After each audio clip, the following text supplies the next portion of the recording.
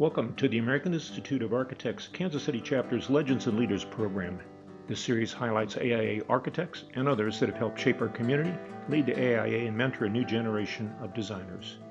Professor Kent Spreckelmeyer has focused his 40-year career at the University of Kansas on developing ways of understanding how the built environment can improve and enhance human health and well-being. His teaching responsibilities have included introductory and advanced design courses, programming, and healthcare design. He served as the chair of the Department of Architecture and co-founded the Institute for Health and Wellness Design. Kent led administrative processes to create the doctoral program at the School of Architecture and Design, which saw its first graduating class in 2012. Kent served as co-director of the Interdisciplinary University Study Abroad program in England, Italy, and France. He served as a visiting professor in architecture in Sri Lanka and Scotland, and has worked with students and other faculty on designing projects and clients in Haiti, Kenya, and Ethiopia. He co-authored 5 books that advanced architectural knowledge by integrating new theories and methods of design analysis into the design process. His most recent publication, The Architecture of Use, explores the historical foundation of functionalism and human response to built forms.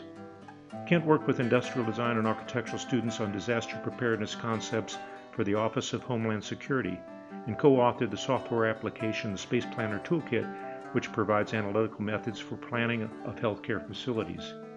He has served as planning consultant on numerous healthcare projects. Kent has been active in organizations that promote research and scholarship in evidence-based design processes. Professor Spreckelmeyer has served on the board of the Kansas chapter of the AIA and on the editorial board of Health Environments and Research and Design Journal and the Environmental Design Research Association. In 2023, Kent was awarded the Chancellor's Club Career Teaching Award by the University of Kansas. He established the Spreckelmeyer Scholarship with the Kansas City Architectural Foundation. In 2000, he was elevated to Fellow by the American Institute of Architects. Let's meet Kent. Hello and welcome to another session, another interview with the Kansas City AIA Legends and Leaders. This is about our 30th one. I need to say something for Frank Zilm and James Evard, our sidekicks here that are doing all the technical work, because they've been so amazing, and we're getting a lot of them posted online, and I hope people are having a chance to look at those. Today we're interviewing Kent Spreckelmeyer, a person that I've known for about 35 years, no, 35 years, I guess it is, 45 years, since the early 80s. When we were teaching second-year architectural design at the University of Kansas. Welcome, Kent, and thanks for coming and talking with us. Thank you, Cindy. It's a pleasure to be here. So the first thing we always want to know is, what made you decide to become an architect? Well, it was kind of, I guess, like a lot of other careers, it was a fortunate happenstance of many things coming together. I came from a farming background. My high school class was 36 kids, and so I'd never been in a city larger than Kansas City, but I liked math and science, and I liked to draw. And I think the high school counselor checked those 2 boxes and said, "You sound like an architect." And that was about my junior year in high school. And so from that, I came to KU on the tuition assistance, and it's been a great run ever since. I graduated from high school in 1968, which was at the height of the Vietnam War. Most of my high school classmates were in the military service. And so I think everybody at that time realized that was a misbegotten war, but there was a certain degree of obligation, I think, on my part to join the military. So I went to KU on an Air Force scholarship. And was in pilot training the whole time I was here. Luckily, had the architecture program been a 4-year program, I would have graduated in May of 1972 and would probably have wound up somewhere in Southeast Asia. But because it was a 5-year program, I graduated in May of 73, which was the end of the war. So I fully expected to be discharged and placed on inactive duty because they were completely dismantling the military. But it turns out that architecture is the most difficult military career designation to fill. And so they told me, very clearly that I would be in my full 4 years. Because the war had ended, I took a year's leave and did a graduate program, a graduate degree at University College London at the Bartlett School. And so came back in 1974 and spent 4 years in California as a base architect on an Air Force base. Well, quickly, what was it like to be in London for that early part of your career? You might also remember 1973 and 74 was the Watergate scandal, it was the Yom Kippur War, it was the energy crisis in Britain. They were on a 3-day work week, and so we felt as though we were living in London during the Second World War. You know, we only had heat 3 days a week. We had 2 general elections in Britain that year, so the Conservatives and the Labour Party changed parties, and so it was again coming from a little tiny rural community, living in the heart of London during that kind of turmoil was an incredibly exciting time. And you did spend the 4 years in the Air Force, in which time you were practicing architecture. You were doing facility management kind of things and projects. That's right, yeah. So every Air Force base has a military base architect. And I was working with a licensed architect, so I was able to get my license. And we did very small $2 and $3 million projects. But mostly what I did was to act as the owner representative for the Air Force in large construction projects on the West Coast. Well, and then you went on into your doctorate of architecture, and which was also a little unusual at that time. Yeah, the Doctor of Architecture program was probably in the mid-70s, only about a little less than 10 years old, I think. At University of Michigan. I thought it was an excellent program because it was not a PhD program, it was a Doctor of Architecture. And the main purpose of the program was not to necessarily train academics, but to train practitioners doing focused and applied research in the profession.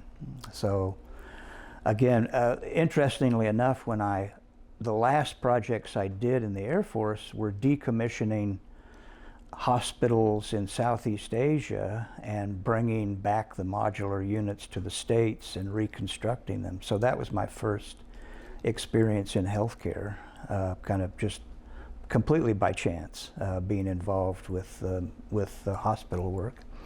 And then when I was at Michigan, we also did, I was involved in some full-scale mock-ups of the Michigan Replacement Hospital at the time.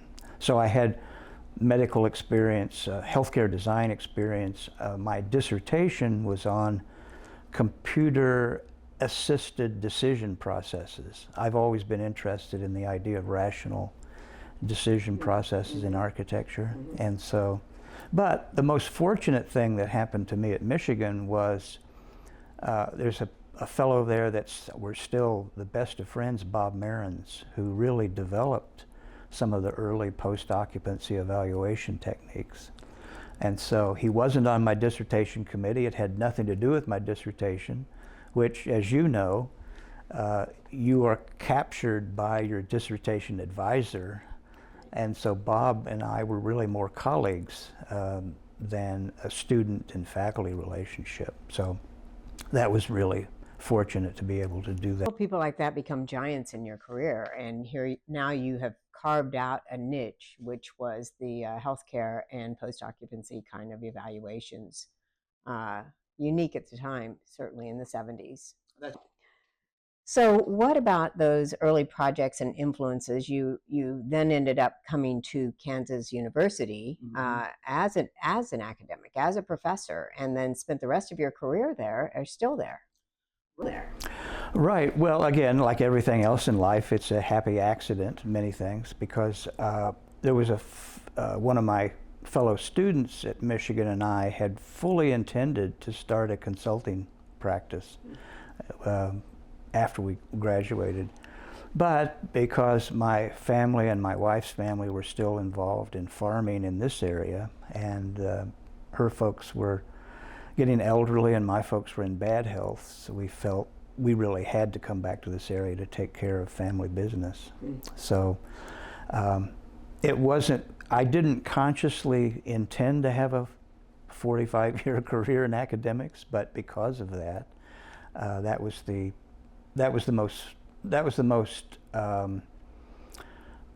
easiest way for, as a family, to be able to help them and also live in this area. Yeah. So, but I was always committed to staying active in practice, even though I was going to be a full-time academic, and that was always very important to me. Also, while you were at Michigan, you met Frank Zilm, and he was also at the University of Kansas. So. I met Frank only twice, and he might not even remember this. He had graduated, I think, maybe 3 or 4 years before I graduated. I think Frank was the third graduate in the doctoral program, and so he came back twice to do pro seminars for doctoral students. So I met him then, only informally, and we didn't really know each other that well during our time at KU, but almost immediately when I came back to KU, the two of us connected and started doing both academic projects and professional projects. Until now, still doing it. Until now, still doing it. I can't get rid of him. This was in the early, maybe 82 or 83 when I first came back. Paul Duffendak was heavily involved with the American Academy for Family Practice, which was, I think it's still headquartered here in Kansas City. A really dynamic physician by the name of John Renner, and he kind of co-opted Paul, myself, Frank, and really also a tremendous faculty member, Richard Branham, industrial design professor, doing full-scale mock-ups of family practice environments, emergency environments. We eventually did neonatal intensive care environments. And so I think that was, in terms of Frank and Richard and I, that was kind of our first collaboration doing both academic and professionally oriented research with students. Well, in fact, you ended up doing a number of projects together, including a book. You've written, you've been a co-author of 5 books, I think. That's right. And again, I think the main thing I wanted to stress as this interview was the fact that the most satisfying thing for me during my whole career was working with tremendous people, collaborating with people that has just been a real joy. All the work I've done has been co-authored, co-principal investigator. About the only thing I've done completely independently is teach second-year design for 44 years. So. Well, I started with you in 82 or so teaching as an adjunct while you were as a tenured.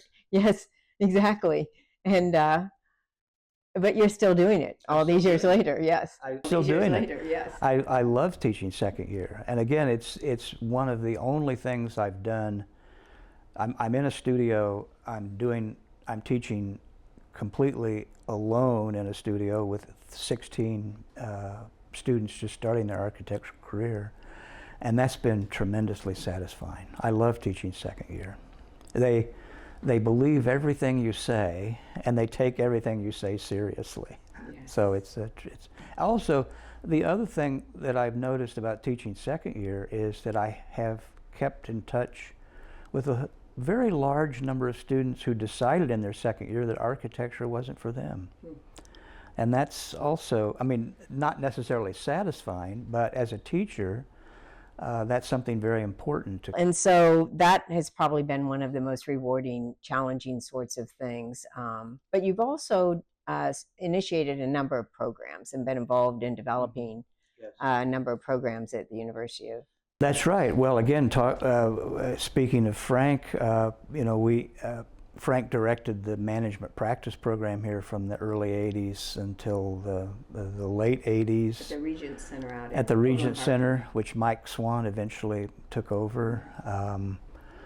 I was also, again, because of my kind of introverted nature, I steered as much away from administration as I could, but I was really committed to the idea of improving the graduate programs at the architecture school. So when I was chair, we began the process of transitioning to a master program, which started really with Studio 804 and has now developed into a large professional. Studio 804 being Dan Rockhill's. Dan Rockhill's really signature program of design build. I think it's fair to say that's the best in the country.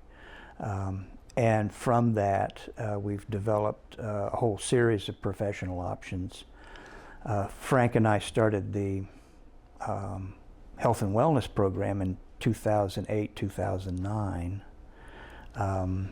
And that's been tremendously satisfying. Again, to talk about collaborators, not only Frank, but a person that was here for 10 years, Wei Kai, was instrumental in starting that program and making it really very, very successful that we still continue to have to this day. Yeah. That first class was really memorable for me because we had two in particular, Kate Renner, who's now a principal at HKS in Washington, D.C., and Brian Giebink, who's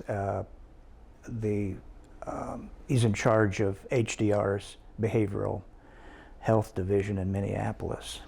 And so they are now very strong supporters in hiring our interns and graduates now. So that's also been, since we've done this 16 years, we're just in the first generation of those students. Well, a unique program in the nation, continues to be. I think so. Yeah, we've been competing with Texas A&M and Clemson for many years, and I think we now are on a par with those two signature programs. Mm-hmm. And then at that same time, we started the doctoral program in 2007, I believe, 2007, 2008, and had our first graduate in 2012. So that was also very, very satisfying. Well, elevated the program at the university. I think so. At the university. I think so. I mean, the university, as you know, KU is a AAU1 institution, so we were presented in the mid-90s of really developing a doctoral program in order to become a valid part of the university. Mm-hmm. So I think had we not done the professional masters and the doctoral program, we wouldn't really have thrived the way we have now. Congratulations on all of those advances you've done, and this combination, this balance between practice and research and right. And teaching. Yeah, and so I guess as I said, Frank and Richard Branham and I started doing full-scale mock-ups in the early 80s. My wife and I spent a year teaching in Edinburgh. When I came back in 88, I started consulting with Frank pretty much full-time. I mean, not full-time, but doing at least 2 or 3 projects a year with him. And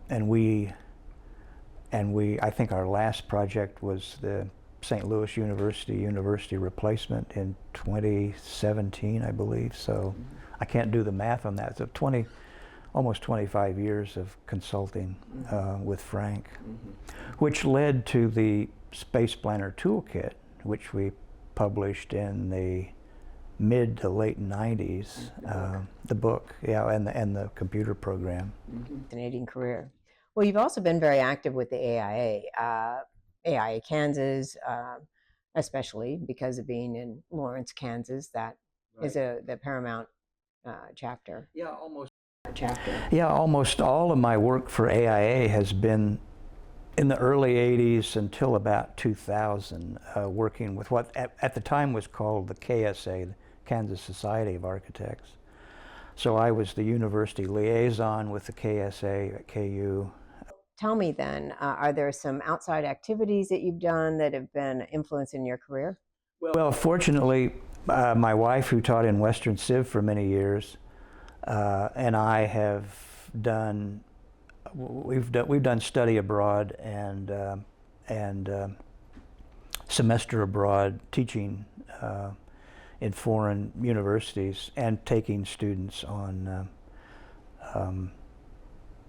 trips to Chicago, trips to England. We taught semester programs in Florence and Paris. Well, what advice do you want to give young architects who are just entering it or in their mid-career? What would you say that you wish you knew, or advice that you would give them? Well, again, coming back to this, what I said about second year is really personally satisfying. That's what I have enjoyed most over the years. Working with a person who's extremely enthusiastic about what the architecture might mean, and at the same time advising students to do what really they passionately want to be doing and feel like they want to do for the rest of their life. And so I always tell my students the first day of second year studio, if you're not having fun and if you're not laughing most of the time in studio, then you should probably go into dentistry or something else. And so I think that's the, and I've told this to my daughter for years and years. If you get up every morning and you do something that you thoroughly enjoy, you'll never work a day in your life. And so I think that's true with architecture. Well, Kent, you've been a great contributor. You and I became fellows together, and we celebrated in 2000 in Philadelphia. That's right. It was a lot of fun. My daughter was very young at the time, you might remember, but she still remembers it. She called it our coronation.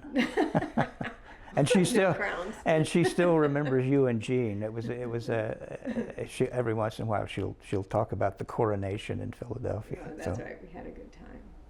Well, I've enjoyed our time talking today. Thank you so much for coming and talking with me. It's been a pleasure, Cindy. Yeah. Thank you. Thank you very much. Well, thank you for watching another installment of AIA Kansas City's Legends and Leaders program, and we'll be doing another one next month. Hope to see you then.